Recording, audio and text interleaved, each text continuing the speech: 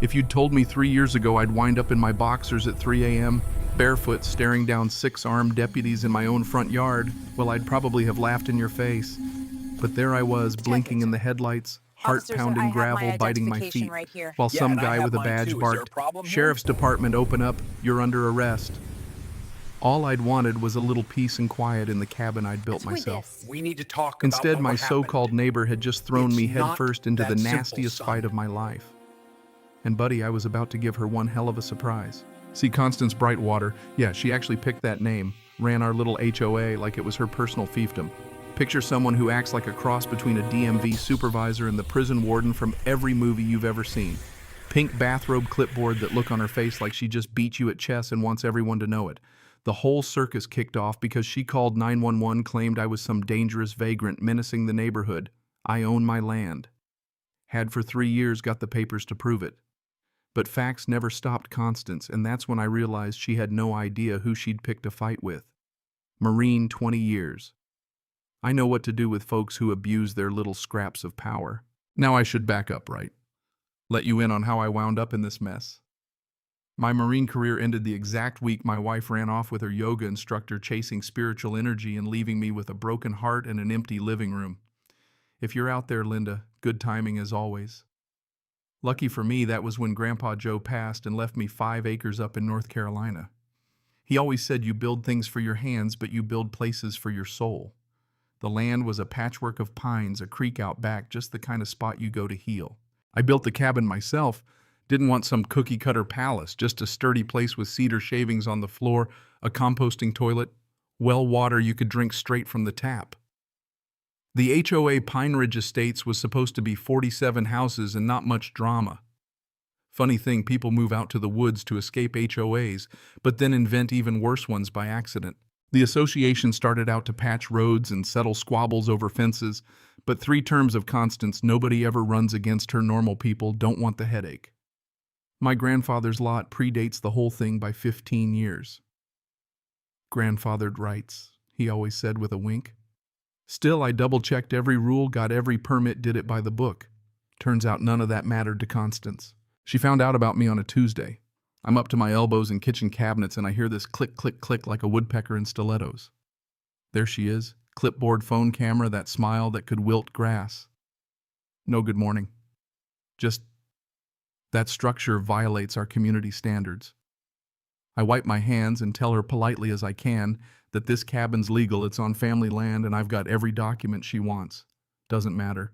She's quoting HOA bylaws like she's Moses, and I'm about to get smitten. Thursday, I get a letter, official as can be. $500 a day in fines for illegal camping. Legal action in 10 days if I don't move. I'm reading this on my porch, coffee in hand, staring out at the pines. And it hits me she's doing this to everybody. She ran off the Hendersons over tomato plants. Mike down the way can't rent his place because she invents new hazards every month. You know the type. There's always someone who figures out how to twist the rules just enough to get what they want. I made a couple of calls to the courthouse. Turns out not only am I grandfathered, there's a legal clause in the original land agreement that gives me extra rights. But Constance hadn't bothered to check. She'd already filed her complaint, though. And it was personal now. The next week, code enforcement shows up a guy named Derek who looks like he'd rather be anywhere else.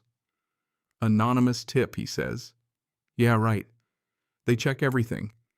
Permits for the solar, well water-tested, toilet certified. I've got it all. But after a call with Constance, I hear her voice carrying across the yard. She's not subtle.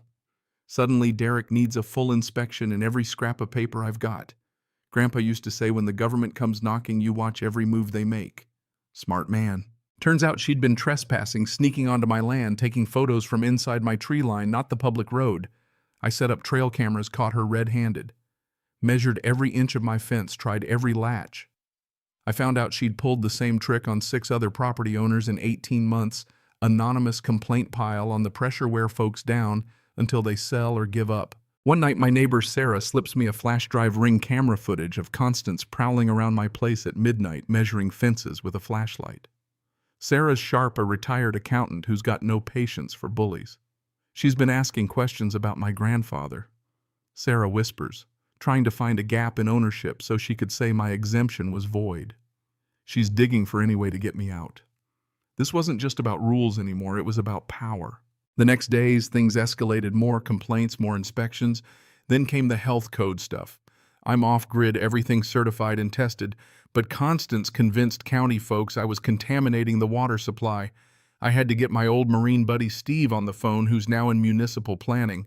He nearly spit out his coffee laughing. What they were demanding flat out broke state law.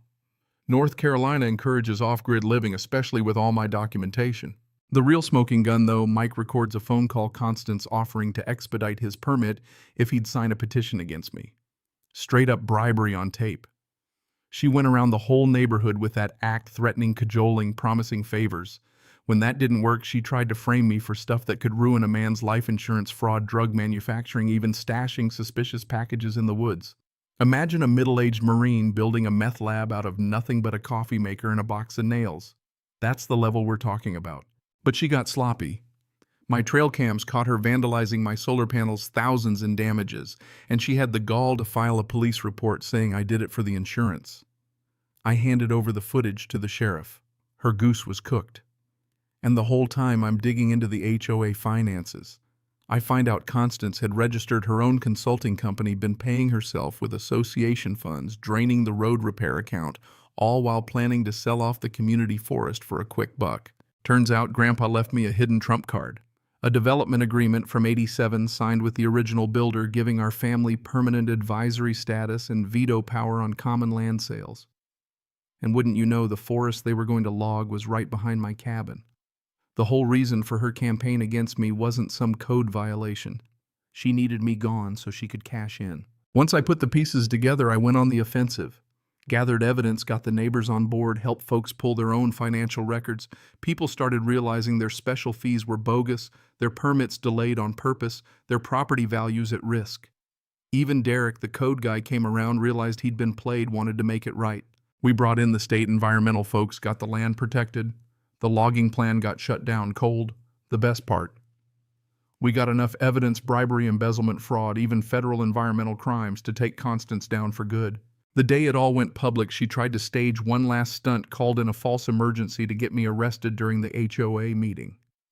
Instead, half the neighborhood showed up along with the local TV station.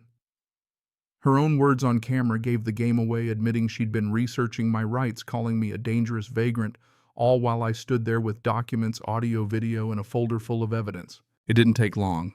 The sheriff arrested her on the spot.